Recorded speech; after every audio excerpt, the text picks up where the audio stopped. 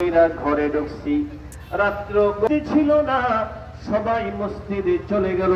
আমি যখন মদ পান কইরা ঘরে ঢুকতেছিলাম, আমার মা আমাকে ডাক দিয়া বলে, তোর মতো কুলাঙ্গার সন্তান, তোর মতো কুলাঙ্গার সন্তান কেন আমি পেটে ধারণ করলাম?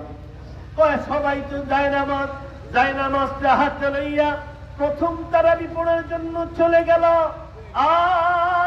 তোর মতো কুলাঙ্গার সন্তানকে আমি কেন পেট ধারণ করলাম?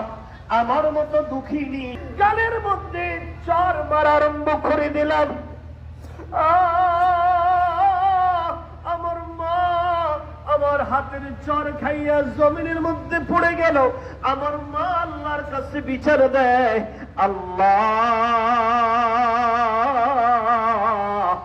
এমন কুলাঙ্গার সন্তান যেন কোন মা তার পেটে ধারণ না করে।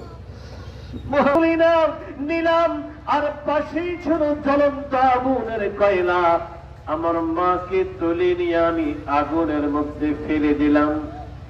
আগুনের মধ্যে পড়ার সাথে সাথে আমার মায়ের শাড়িতে আগুন ধরে গেল। অল্প কিছুক্ষণের মধ্যে মা জননী মৃত্যুবরণ করলো। এলাকার মহিলাগুলা, বাড়ির মহিলাগুলা আমার মাকে জ্বলন্ত আগুন থেকে বের করে এই জমিনের মধ্যে লাশটা ফেলে দিল।